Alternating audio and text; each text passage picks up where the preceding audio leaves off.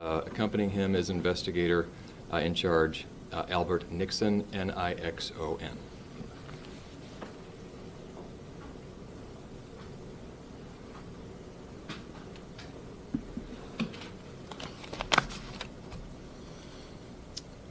Hello, I'm Todd Inman. I'm a board member of the National Transportation Safety Board. As we reported yesterday, investigators from the NTSB arrived in Albany, New York Saturday night to do an investigation regarding a crash involving a Mitsubishi aircraft. We began the on-scene investigation yesterday morning. So before I actually go into the investigative update, again, on behalf of all of the NTSB, our sincere condolences to those who lost loved ones in this crash. It's truly a tragedy, and we hate that for the families. It's never an easy thing. So our thoughts are with them, very much so. Our family assistance group has been working to assist and inform the families and survivors. They'll continue the support throughout the entire investigation. Max Green, who's leading that, is with us today. And in fact, Max and I just finished about an hour and a half ago a briefing for the family members of the similar information that I'll be briefing you. We want to go into a little bit more, since this is our second day of explanation of the NTSB's process and parties. We've been using this practice for about 30 years. We offer the party status to those government agencies, individuals, operators, government officials that may have experience or been a part of this accident. We conducted an organizational meeting, as we said yesterday, and established the parties. They are primarily the same in that it's Honeywell, the engine manufacturer, the Federal Aviation Administration, NACTA, which represents the air traffic controllers, and we also have one clarification. Due to the Mitsubishi aircraft being manufactured in Japan under the International Civil Aviation Operators, Annex 13, we offer accredited status to the Japanese Safety Board to be a party to this investigation, and through that accredited status, the manufacturer, Mitsubishi, will be considered a technical representative to the overall party structure. It's a small nuance, but we wanted to clear that up from yesterday to make sure we had the right language. We began to put together a multidisciplinary set of groups to investigate every accident of this investigation. The team is being led by Albert Nixon, who is here with me now as the investigator in charge. Albert is a 12-year veteran of the NTSB and over 30 years in aviation in general. He's out of our Phoenix office. He's also a certified airline transport pilot, one of the higher ratings. So he's been pulling together a really good team to help us work through this.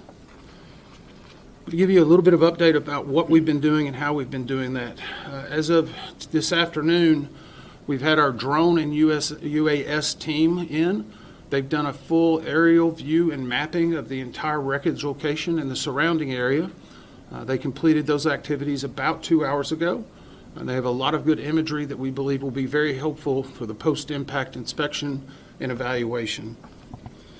We've also conducted additional video and photo documentation of the scene and surrounding areas.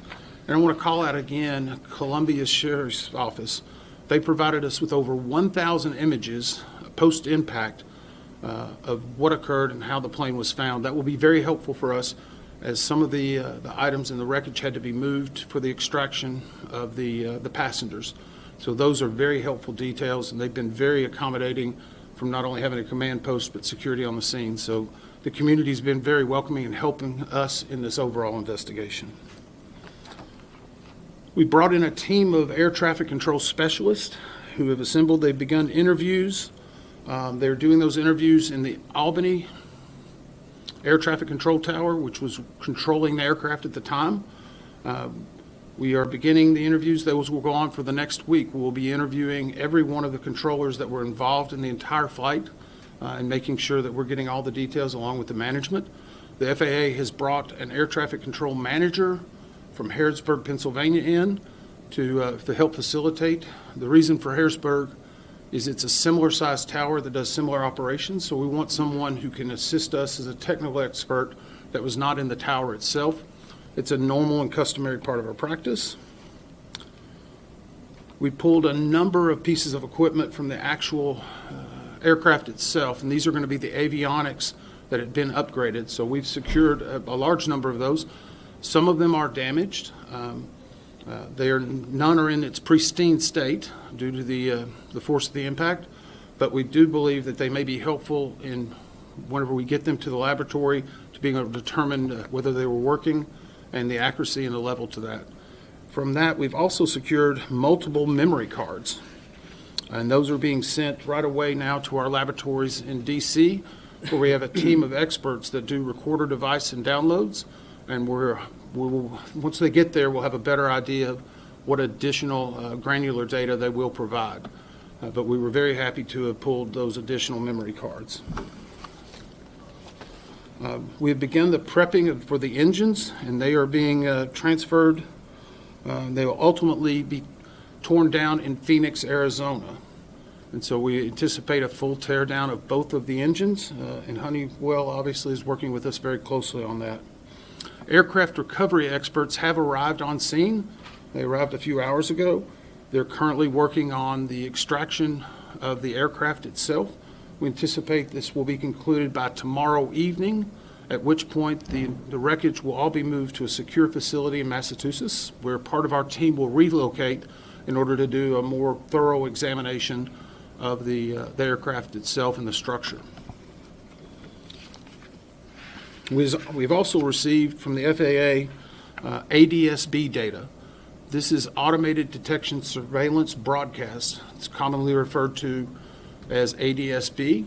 We have received that data from the FAA, and that gives us a much greater fidelity of information regarding altitude, speed, location, trajectory. It will be overlaid with a number of the other parts of our investigation, including the air traffic control radar information. As part of the FAA review, we will also be doing video replays of the actual ATC, or air traffic control scopes, that were being seen at the time. And we'll also be looking at the low altitude alert that was presented to the air traffic controller screen that we mentioned yesterday. Here's a few things that we know about the actual flight itself. For this aircraft, it was the second flight of that day.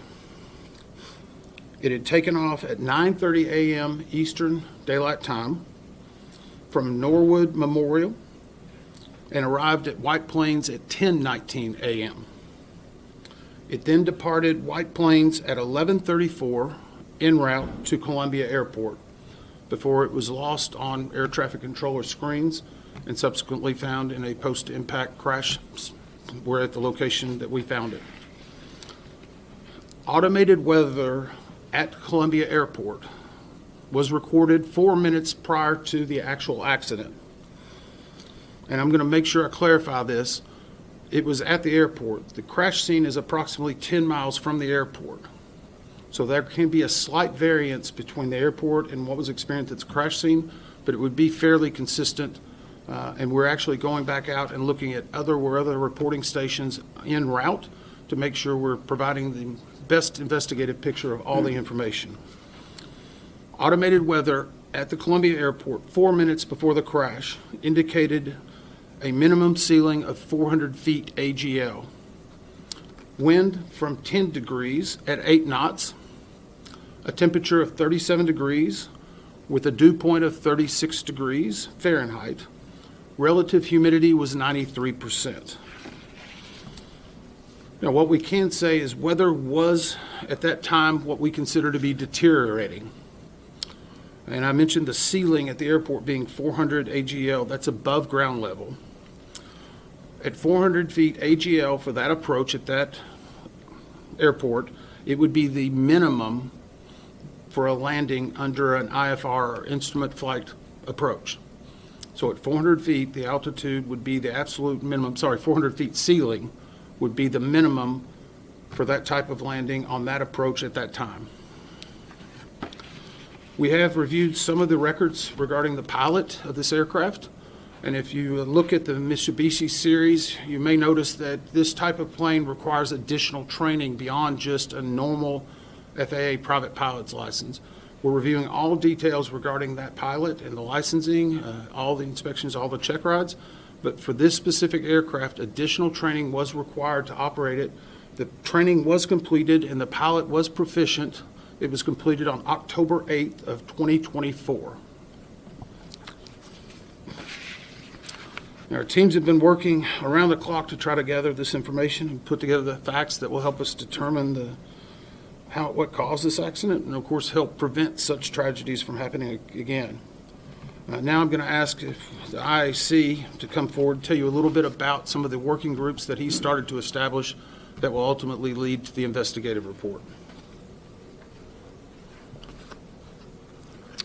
As mentioned, for the investigative update, we formed several teams.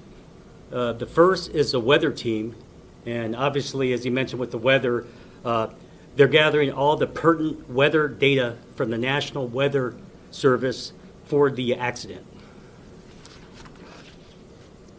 Previously mentioned, we also have an ATC team here, plan to be here all week. I think you talked a little bit about it already, but their role is the reconstruction and review of the air traffic control services provided to the accident aircraft, obviously.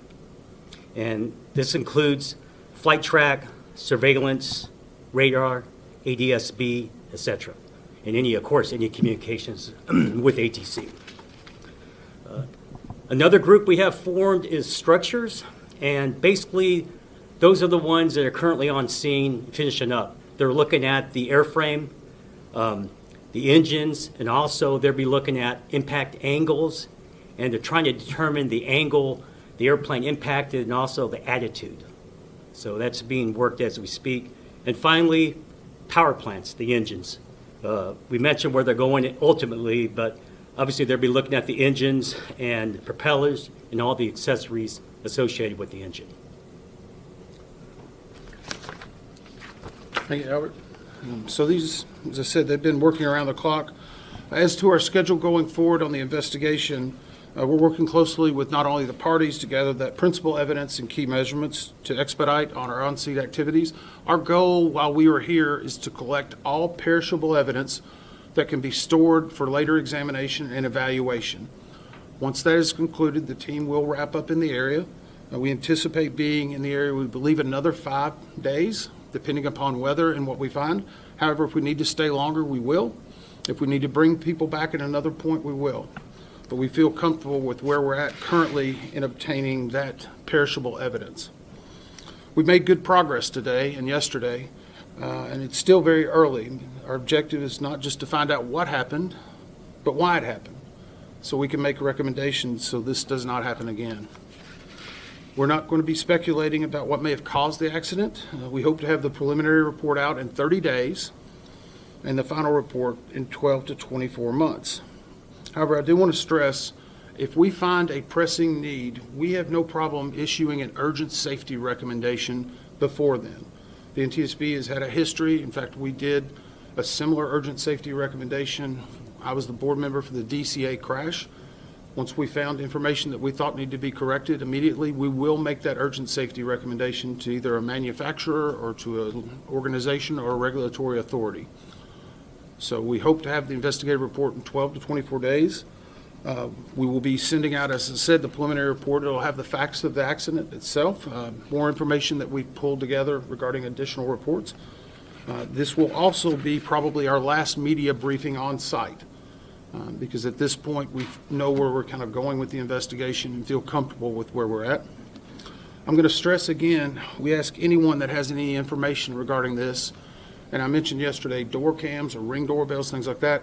We don't believe, because of the post-accident or the accident video, we don't believe that there would be any reason, but even if someone finds a little piece of something in their yard that may not look right, please contact us. And the email address is witness@ntsb.gov.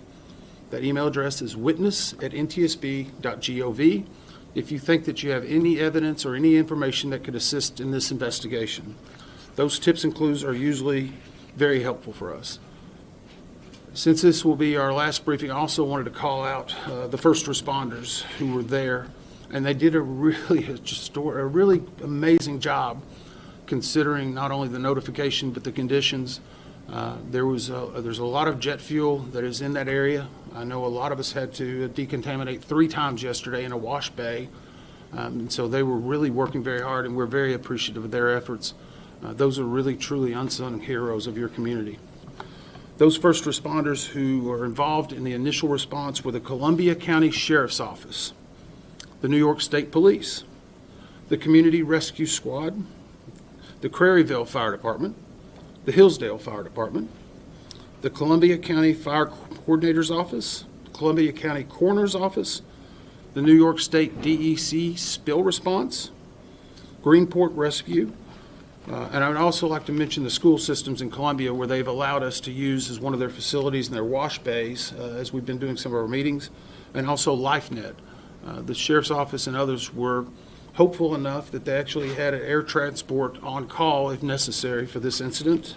It ultimately was not needed, but we were appreciative of everything they did. So with that, we're going to try to take some questions and hopefully get some answers for any information you may need. I'd ask that you just tell us who you are and from what outlet you come from.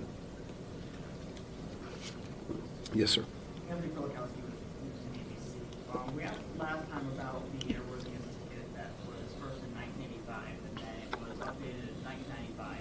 For more information, it's usually John, there's something significant that happens, a crash or anything like that. Can you give us any insight into that airworthiness ticket today? So the question was about airworthiness ticket, and we did take that back, and we've had a discussion with the Mitsubishi representative. Off our initial review, we feel comfortable that that plane should be flying. We see no issue with that, especially with its inspections. We do know that occasionally when an airworthiness ticket is opened up at an original delivery, it sometimes creates one airworthiness certificate, and sometimes you can have either a major upgrade or a change in the aircraft. It can be several other reasons. So one of the other things that we're actually doing is going back through every maintenance record for the entire life of that aircraft. We're pulling together every inspection. We will most likely talk to anyone who did work on that plane recently. We will also talk to anyone who may have done any check rides or anything in regard to follow-up maintenance on it. But we are feeling good about the specificity of the information we're receiving. Because of the sale that occurred last year, there was a lot of updated information, and there were several reviews from different regulatory authorities. So I appreciate it. Other questions? Yes, sir. You mentioned that the pilot would need additional certification in order to fly a plane like this. If you can go into a little bit more details about what type of certification that's needed, or what type of training or education that's needed. So the question is about basically additional training regarding this type of aircraft. The Mitsubishi, this is a twin propeller turboprop. It is what operates what I would say at a very high speed, close to jet speed. So it's a very agile, high performance type of plane, even though it's registered as a turboprop. Over the course of investigations, the NTSB has found and made recommendations, specifically making sure that an operator has an additional level of expertise beyond just a standard private pilot's license and possibly a certification under, say, a piston single engine. And so through those recommendations and working with industry and regulators, that is now a requirement for that additional training. I believe it's around 8 to 10 hours specifically to that aircraft, but we do know that we verified that this owner and operator, and we have confirmed the owner is the same person as the operator, that this owner and operator went through that training and was fully certified to be on that aircraft and flying it. Follow? Yes, sir. 8 to 10 hours of flying time? So the question was 8 to 10 hours of flying time. I don't know the specifics of that. I know it's specific to that airplane and that air structure. I don't have that training curriculum at that time. I do know that it was, as I said, a suggestion from the NTSB and others, and that we closed that recommendation acceptable. So we felt comfortable with the action that was taken by the manufacturer and the regulator to ensure that the training would be adequate for that type of aircraft. Other questions? Yes, ma'am. Question about the year of manufacture, 1985, and then the year that it was certified to be safe to fly was 1995. Anthony touched on this. Is it normal for there to be a 10-year gap between that time, and then also that you said it should have been flying fine if there could have been major upgrades and changes? Is it normal for there to be a 10-year gap for all of that? So the question exists about some records that show 1985 versus 1995. I would say we're digging into that further based on the question, but I would say this, with airworthiness certificates, there can be sometimes events that change it after a 10-year period that may say it needs a different or a new airworthiness certificate. You could have in this model, you could have a major modification change, such as the propellers. The propellers are a very specific and unique thing that could change the airframe itself. We will, as part of our investigative process, we will obviously be looking at that, every maintenance record. So right now, we don't see information that would lead us to the fact it was not airworthy at that moment, but the history of the aircraft, along with the history of the pilot, what they were doing 72 hours before, what the air traffic controllers were doing, all of that will be a part of that investigative report that will ultimately come out, and it will be a part, while it's not in the investigative report, it will be a part of the docket that will be released publicly. One of the main things we want to do is be as transparent as possible with all of our investigative material. It's important that the public have trust in the investigative process and that we've not only ruled in but ruled out everything that could have been a contributing factor to this accident. Yes, sir. John Kavanaugh, CBS 6 News. Do you have any information on how often this plane was flown? The question was the amount of usage. We are pulling those records, and I would say in the amount that this plane was flown could be a relative term. Some people may use a plane every day. Some people may use it once a week. Some people once a month. The reason why we wanted to indicate it was the second flight of the day, it may be helpful to our investigators in regard to not only condition but startup from the previous flight that may have occurred. And so we have an idea if there was a storage issue, possibly there was movement damage, or that something is fluid leak. Those things factor into, but that's one of the reasons why we wanted to offer the second flight of the day and the timing of that. Obviously, no reported problems during the first flight that we know of at this time, but we will be talking to that, and that's also, we've talked to the FBO operator, the fixed base operator, where the plane landed and took out from at White Plains. That is how we initially identified the 6 people that were on board from video of them actually getting on the plane prior to the crash. Additional questions? Yes, ma'am. Have you guys changed any spring cam videos as of yet, or any sort of videos or tips from the public about this crash? The question was about additional videos or tips, and I don't believe so. I was looking to the IAC to confirm. I know we have had the one video we had from a general location. The way that works is whenever people reach out to our witness at ntsb.gov, there's a certain clearance process to make sure that it's valid information and worthy of ours. And I got to admit, 24 hours a day. It was a late night last night. It was early morning. So those typically filter to us from our response operations center, and there may be a little bit of a small lag time. I know the investigator in charge mentioned he's got about 12 phone calls to return just from this morning. So I don't know if we have anything yet, but we're very appreciative. It's very often that those tips are very helpful for us. They help paint a better picture. So that's the reason why we try to reach out to as many people as we can. I will again stress, we don't believe that there's anything based on the one video we have that there was any type of mid-air breakup. But if someone does find a piece of debris, most aircraft parts typically have some form of serial number on them. If you were to find anything in that general area within a 5 or 10 mile radius as you're going through, I'll go back to the Alaska 1282 investigation we did with the door plug. It was found in someone's yard later that day. Those things you never can tell when they will pop up. So we want to try to get that witness at ntsb.gov email address in case someone would find something in the future. Anything else? Roger Hennigan, Gilson Times Union. The one camera, the images you have from that, would you be able to say where it was being shot from, and does it have like a wide angle, or does it just capture like part or the end of the impact? So the question is about the video again, and this was, it's an important part because it's helping us. Again, it was in a close vicinity of the crash. The exact frames per second, I would say, cause a little bit of a skipping.